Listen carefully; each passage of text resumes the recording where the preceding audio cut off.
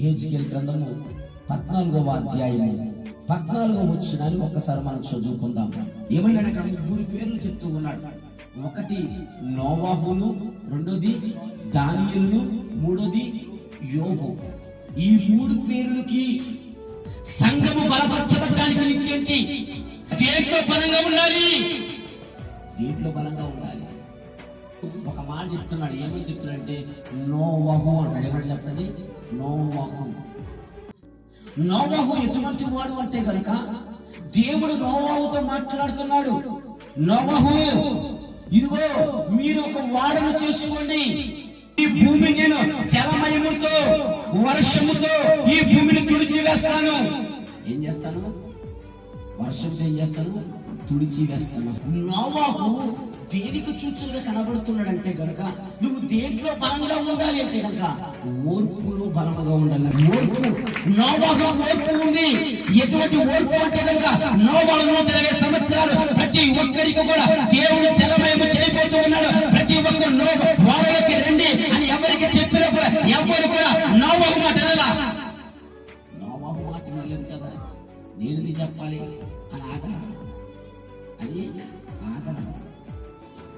ఎంతమంది వచ్చినా రాకపోయినా నోవాహు పలక ఒకే ఒకటి, ఏమిటంటే దేవుడు చెప్పిన పని చేయాలి. దేవుడు చెప్పిన పని చేయాలి, చేయడమే నోవాహు పని. అందులో బైబిల్ కింద ఏమని సెలవిస్తూ ఉంది. ఇప్పుడు చూద్దాం ఒకసారి. మన మొదటి తెస్సలోనికీయులకు రాసిన పత్రికలు రాస్తూ ఉన్న మాట ఏమిటంటే హింసలన్నీ, రెండోది ఉన్నాడు ఓర్పును రట్ట. నోవాహు ఎంత ఓర్పు చూడండి, ఎంత ఓర్పు కలిగి ఉన్నాడు. 120 సంవత్సరాలని, 1 కాదు, 2 కాదు, 3 కాదు, 4 కాదు, 120 సంవత్సరాలు ఎక్కిన గుమ్మం మీద 10 సార్లు ఎక్కి ప్రతి ఒక్కరు చెప్తున్నాడు, రండి రా బాబు, రండి రండి రండి రండి అని పిలుస్తున్నాడు. రండి రండి అని పిలుస్తున్నా కూడా నోవాహు వృద్ధాప్యం కలిగిన వాడు కనుక, ముసలితనం కలిగిన వాడుగా నోవాహు మాట ఎవరు వినాలా? కొట్టేశారు. మాటలు కొట్టేశారు అంతేగాని మాటలు కొట్టివేయబడిందని ప్రభువా నేను చెప్పలేదు, ప్రభువా నా వల్ల కాదు అని చెప్పలా. నోవాహు అది చెప్పకుండా ఏం చేశాడంటే ఆయన చేసిన పని ఏమిటంటే తన దేవుడు ఏదైతే చెప్తున్నాడో అది చేసుకుంటూ వెళ్ళిపోతున్నాడు. నోవాహును, రెండోది దానియేలును, మూడోది యోబు అంటున్నాడు. నోవాహు ఎంత ఓర్పు కలిగిన వాడు, వృద్ధాప్యంలో కూడా ఓర్పుతో ఉన్నాడు. మరి ఓర్పుతో ఉన్న వ్యక్తి ఏం జరిగింది అంటే కనుక 120 సంవత్సరాలు అయింది. దేవుడు చెప్పమన్నాడు. చెప్పిన తర్వాత ఒక్కసారి డోర్ క్లోజ్ చేశాడు. అది కొన్ని సందర్భాలు మన జీవితాల్లో డోర్ ఎప్పుడైతే దేవుడు క్లోజ్ చేస్తాడో అది ఎవరు తీయలేదు. అలాంటి డోర్లు క్లోజ్ అవ్వకుండా మనం దేవుని పాదాలు పట్టుకునే టైం ఉపవాస ప్రార్థనలే 120 సంవత్సరాలు చెప్పాడండి. 120 సంవత్సరాలు చెప్పి చెప్పి చెప్పి చెప్పి ఆయన చేసిన పని ఏమిటంటే కనుక 120 సంవత్సరాలకి క్లోజ్ చేసేసాడు.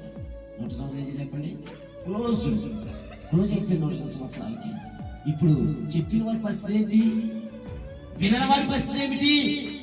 ఈలోగా దేవుడు అక్కడ చేసిన అద్భుతమైన ఏంటంటే నోవాహు మానవుడు కనుక, స్వభావం కలిగిన వాడు కనుక ఒకవేళ ఆ ఓడకు తీస్తాడేమో అనుకుని ఆ ఓడకి దేవుడే డోర్ క్లోజ్ చేసుకుని తాళం వేసుకుని వెళ్ళిపోయాడు. అప్పుడు వాళ్ళు అడుగుతున్నారు, అయ్యా తలుపుతి.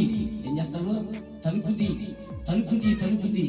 అది మనుషుడు వేసిన తలుపు అయితే తీయాలనుకుంటుంది, కానీ ఎవరు వేసిన తలుపు? అది దేవుడు వేసిన తలుపు. ఈ దేవుడు వేసిన తలుపులు ఏ మానవుడు తీయలేడు. దేవుడు వేసిన తలుపులు ఏ శక్తి తీయలేదు. మళ్ళీ ఎవరు తీయాలంటే దేవుడే తీయాలి.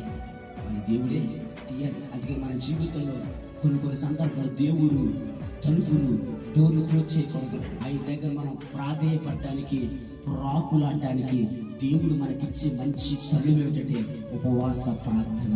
నువ్వు ఉపవాసం ఎప్పుడైతే దేవుడి దగ్గర కన్నీరు కాస్తున్నావో, వేదనతో, బాధలతో, రోతలతో, ప్రభా నా జీవితం ఏంటి, నా పరిస్థితి ఏమిటి, నా కుటుంబం ఏమిటి, నా పిల్లలేమిటి అని దేవుడి యొక్క పాదాల దగ్గర నీకున్న ప్రతి దాన్ని కూడా క్షుణ్ణంగా చెప్పి ఆయన పాదాల దగ్గర పెడుతూ ఉన్నప్పుడు అప్పుడు దేవుడు నీతో మాట్లాడతాడు. ఏమేమి మాట్లాడతాడు? ఆ పరిస్థితి కలగడానికి కొన్ని పరిస్థితులను నిన్ను కడుక్కోమంటాడు. నిన్ను కడుక్కోమన్నప్పుడు నువ్వు కడుక్కుంటే కనుక అప్పుడు దేవుడు ఏం చేస్తాడు? నీకు సహాయం చేస్తాడు.